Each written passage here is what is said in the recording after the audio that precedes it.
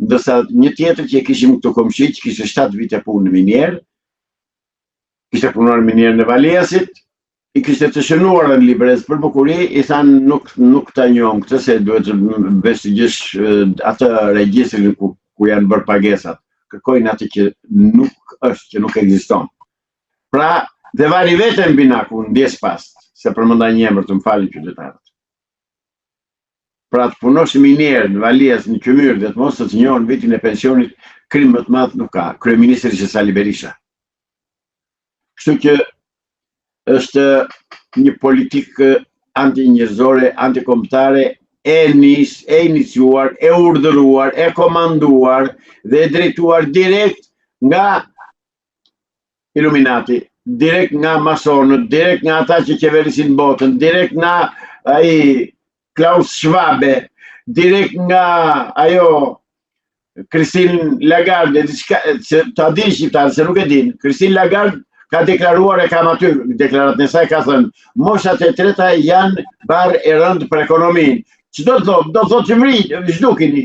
Dhe filluan me vaksinat, me sëmundjet, me dreqime të birin.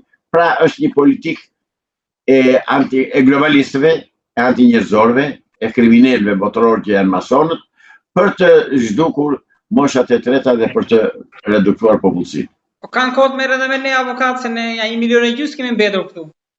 Por ne jemi shteti kavje i tyre, se dini këtë, po va them, Shqipëria është shteti dhe popull kavje i masonëve. Jemi eksperimental. Eksperimentuan tek neve heqen marrin e pronës, edhe po na marrin për ditë, dhe janë vrarë 8.000 sa veta për pronat. Po ndihet njëri, s'lëviz njëri, vetëm vrasën njëri tjetrin. Pra, pranë që shqiptarët nuk u ndihen, nuk thanë gjë, dhe vazhdojnë dhe sot e kësaj dite. Ke ndonjë vend tjetër të Evropës ose të botës që ti merret prona me ligj, me vendime me BKM, me vendime të Këshillit të Ministrave, me gjenja. S'ka. Ke ndonjë shqiptar ti që të ndjej dëmshuri për Shqipëri dhe për atë dheu duke mos pasur pronë, se ti ja merr pronën. Atëherë kush ta dheu kur s'ke pronën? Se shtëpi jo, toki jo, bagti jo, gjë jo, pronë, atëherë çfarë dheke, ku e ke atë dheu? Pra, pikërisht ky është eksperimenti që bëjnë masonët për të zhdukur popullsinë. Të heqin pronën, dhe ta heqin me ligj, dhe ti s'ke që bën. Ka vendosur parlamenti, ka 83 deputeta, ai do bëj çfarë doj. Po s'ka 83 fakt, ka 140 sa që janë të gjithë komplet, pa përjashtim deputetët e parlamentit. Jetë bërë një marrëveshje për ndarjen e bashkive prapë edhe për reformën zgjedhore apo?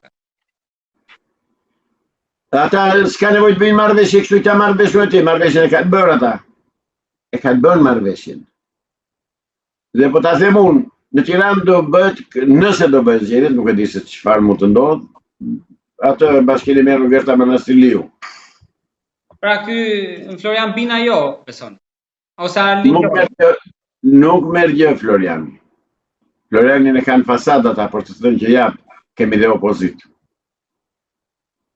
Dhe mua më vjen keq që Floriani u fut në këtë, se u përlye, se është djalë i ri, njeri me personalitet në fund në shoqëri, një djalë korrekt, normal, s'kishte pse futej në këtë valle. Po e përdor Sali Berisha, i gjeti kokën Miria Bëri. Avokat, se s'kemi fol prej disa ditësh, çfarë po ndodh me Veliajin, me Ilir Metën? Vazhdon, duhet, se nuk e din, po logjika ligjore dhe procedurale e hetimit thot dhe duhet jetë që ata vazhdojnë të pyeten, të kërkohet përgjigje për gjitha problemet që kanë krijuar, për parat që janë harxuar, e tjera. Po dhe ata për këtë do gjykohen. Mendoj unë, jo për vjedhje lekë, se s'kan nxjerrë deri tani asnjë. Plus që e vërteta e të vërtetave është që nga spaku nuk dalin gjëra të vërteta, dalin vetëm hamendje ose muhabete kafenesh që bëjnë me gazetarët. Jeni shumë i zhgënjur avokat me spaku. Sa ka që shkrijuar? Unë nuk jam i zhgënjur. Jo, të lutem. Jo, unë jam ai që kam thënë që nuk do ketë reformë drejtësi. Unë kam thënë që në 2015 dhe në 21 korrik 2016, në ora 9, me gazetarin Patrik Sadikaj, te kanali Ora News, kam thënë, nuk do bëhet reformë drejtësi, kot reklamojnë që do bëhet reformë drejtësi, nuk do bëhet. Dhe praktikisht nuk është bërë. Praktikisht kjo është kjo reformë, i vetmi rezultat është që janë vendosur në sistemin e drejtësisë njerëz patronazhistë të partisë punës. Që t'i gjitha presi. Kaluan vetingun në avokat. Vetingu, çfarë ishte vetingu? Ishte një lloj si kjo punë kërkesës llogari për shkelje të tenderave. Gjomur zotëri, vetingu ishte një maskaradë. Sepse vetingun e drejtonte ajo Genta Popa. Genta Popa më e korruptuara e të korruptuarve. Më e korruptuara e të korruptuarve. Drejtonte ajo vetingun. Pra, u vërtetuan ato që kam thënë unë. Unë s'kam qenë, as jam Kassandra. Po ndi si funksionojnë komunistët. Sepse kemi eksperiencë gjatë. Që na qeverisin. Avokat, lutem jepni një mendim për ta mbyllur, duke qenë se ne kemi folur në bisedat e kaluara së bashku edhe për çështjen e spionazhit. Ata që janë dhe poliagentët, por edhe nga shërbimet e vendeve fqinje. Në Kosovë para pak javësh u arrestuai një analist, Fatmir Sheholli. Po në Shqipëri ka avokat? Po ti kishe, në mos është akoma, drejtore të shërbimit sekret shqiptar, një ish agente të UDB-s në Kosovë, e mori Edi Rama e buri këtu drejtore kryetare të shërbimit informativ. Ajo ka qenë shefe e shërbimit sekret në Kosovë. Në Kosovë, por e agente e UDB-s. Prandaj e shkarkuan ata. Ku mbështetën për ta? Të lutem, e shkarkuan në Kosovë, e ngarkuan në Tiranë, sepse praktikisht e kemi thënë, e kam thënë... Kemi prova për të avokat, se e fort shumë kjo që thoni. Po këtë janë deklaruar në shtyp, që prova do kemë unë. Qa prova kërkojnë nga unë. Humbi Shqipëria për oficerë dhe për njërës të ndërshëm për t'i vënë në kryesi të shishit, po vajtën e solën atë që nga Kosova, pse shkarkuar? Dakor. Se me sa di unë shkarkuar. E para. E dyta. Po prandaj para po them, po nuk ka nevojë që të vrasësh mendjen për të, mjafton të shikosh videon kur kryeministri juaj, jo imi, përqafon. Jo imi jo. Kur kryeministri juaj po e theksoi përqafon Vučićin dhe i kthen krahët Albin Kurtit. Çfarë doni më? Si e doni ju tradhtin edhe spionazhin? Ja ky është. Për të mos vajtur pastaj te origjina e komunistëve shqiptarë. Komunistët shqiptarë origjinën e kanë në Beograd, nga Mugosha dhe Popovici. Janë ata që kanë ngritur të tërë këtë strukturë dhe kanë dokumentat të padiskutueshme të tyre që u bëjnë shantazh kryeministrave shqiptar, pa përjashtim kryeministrave shqiptar. Duke filluar që nga kryeministri i parë pas pushtimit komunist që ishte Enver Hoxha dhe deri sot e kësaj dite. U bëjnë shantazh dhe sepse u kanë letrat në dorë. Pra në Shqipëri komandon spionazhi sërb. Pik! Spionët pastaj punojnë me shumë ngjyra, me shumë kushik, me kë bashkëpunojnë, kushik. Por media, ka avokat në media? Edhe në fusha tjera, po?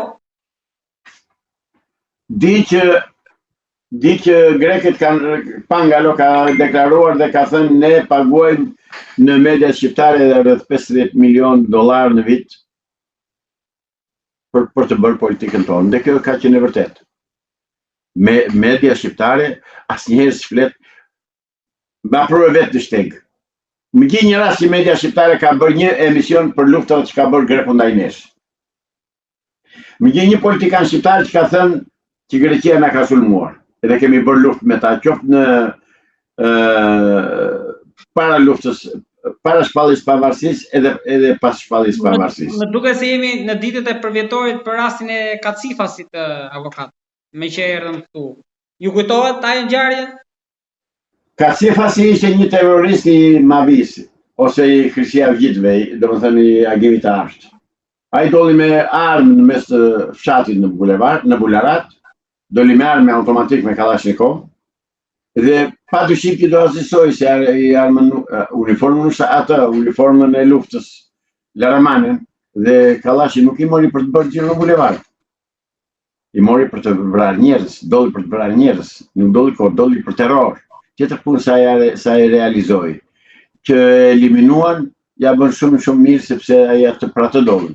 Dhe ajo që ishte poshtësia më e madhe që sot pas në një video, në një foto, ish kryeministrin grek atë Derri Lebut Karamanlisin, kishte vajtur tek Kacifasi për Komash. Këtu kemi mbërritur. Pra ne nuk na qeverisin shqiptare. Ne nuk kemi një adhetar në polem në qeverisë shqiptare. Një mor një tjetë, një. Një që ti thotë Edi Ramës, stop këtu se këtu është Shqipëri. Jo, s'ka. Adhetarizmi ka kaluar në folklor tani, jo më në realitet objektiv të prekshëm, të perceptueshëm nga qytetarët. Avokat, për ta mbyllur, keni një mesazh shprehje për ta bërë pak më optimiste situatën? Jo, absolutisht, pa ikur komunistët nga pushteti asnjë shpresë. Të mos shpresojnë shqiptarët pa u ngritur, pa rrëzuar këtë klasë politike. Prapë po e them, edhe po e theksoj me ngadalë, mos shpresoni te këta bandit, hajdut, palacio, spiun, tradhtar, shqipfolës që po ju qeverisin. Këta ju qeverisin. Mos shpresoni te këta. Doni që të çliroheni, hapni syt, zgjohuni dhe dilni në rrugë. Bllokoni rrugët, mos shtyheni, mos prishni, mos digni asnjë, jo, vetëm blloko rrugët. Mbyllni dyqanet. Ju që keni dyqanet dhe që keni si thua atë qarkullimin ekonomik të brendshëm, funksionimin e ekonomisë. Mos shkoni më në dyqan, mbyllni dyqanet, s'ka që bëj. Avokat, të falenderoj shumë për bisedën. Edhe unë ju falenderoj juve për ftesën. Avokat Rofsh.